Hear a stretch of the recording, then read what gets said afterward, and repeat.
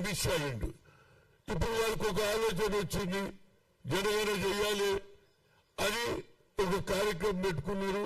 ఆ కార్యక్రమం కేంద్రం నుంచి వచ్చింది అన్ని రాష్ట్రాలకు. ఎందుకంటే హోమ్ మినిస్ట్రీ చేతి కిందనే వస్తారు.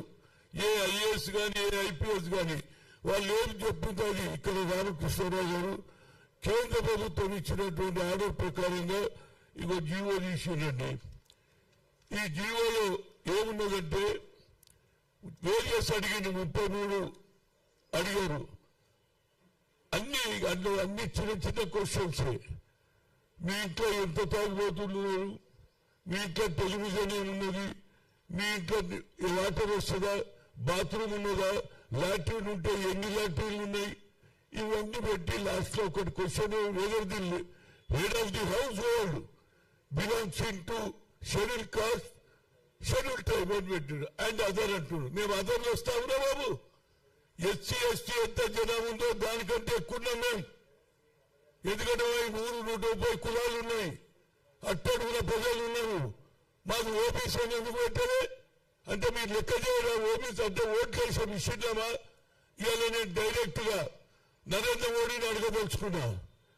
నరేంద్ర మోడీ గారు ఇది నడవదు బాబు, నువ్వు ఈ దేశానికి ప్రధానమంత్రి 3వ అయ్యి ఓబీసీ గురించి నువ్వేం మాట్లాడితే నేను 25 లక్షల కోట్ల మందిని బిలో పావర్టీ వాటిని పైకి తెచ్చినాను లెక్క చెప్పినా బాబు.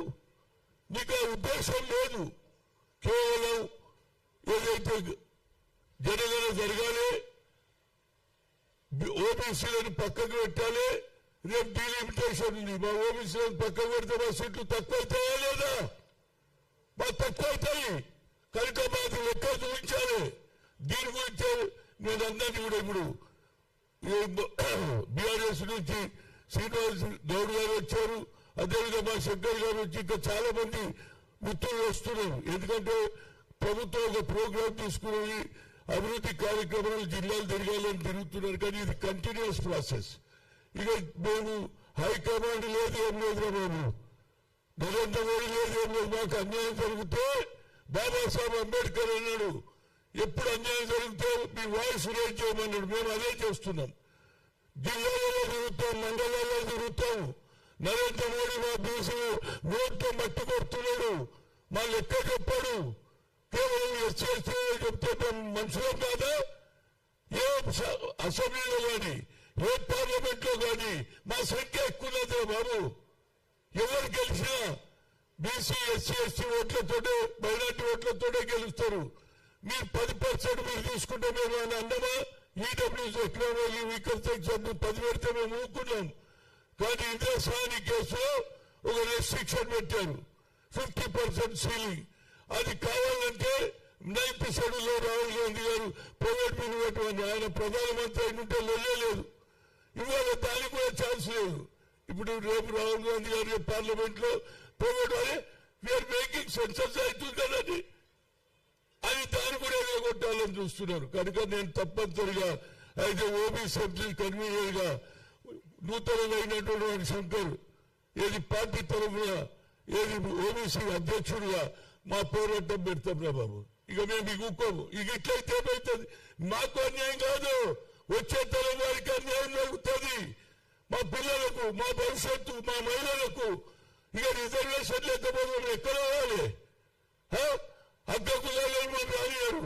ఎస్సీ ఎస్టీలకైతే బాబాసాహెబ్ అంబేద్కర్ అంతరాని తలం మీద వాళ్ళ రిజర్వేషన్ ఎప్పుడో ఇచ్చారు.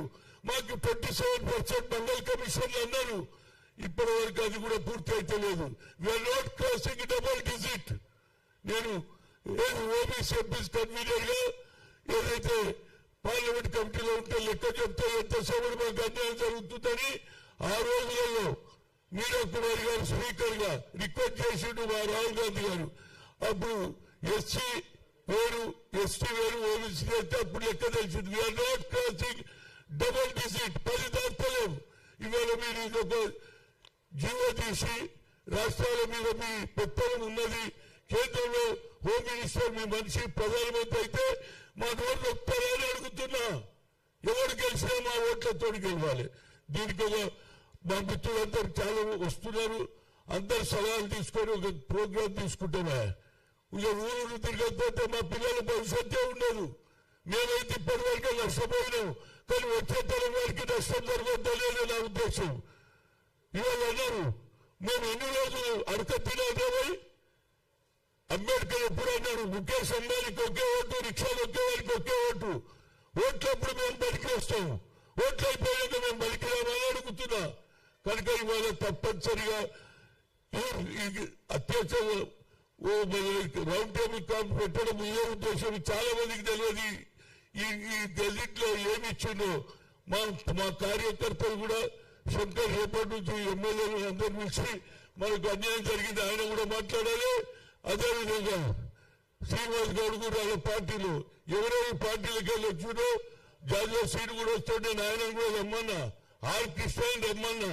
ఇది అందరం కలిసి ఉద్యోగం చేయాలి బాబు. ఇంకా నువ్వు నేను కంటే మన భవిష్యత్తు పోతుంది. మనం ఏదో ఈ వరకు వచ్చాం, వచ్చేవారు అడగతినే పరిస్థితి ఎన్ని రోజులు ఇట్లా అడగాలి బాబు. మేము ఓటు చేస్తేనే మీరు గెలుస్తున్నారు, మా ఓట్లతోనే మీరు గెలుస్తారు. మా మీద ఆధిపత్యం అంటే మేము ఒప్పుకోమా. ఇక ఆధిపత్యం రాజ్యం పోయింది. నరేంద్ర మోడీ కొద్దిగా నీకు ఆలోచన ఉందా? హిందుస్థాన్ కా ప్రధానమంత్రిగా ఓబీసీ సంతోషపడ్డాం.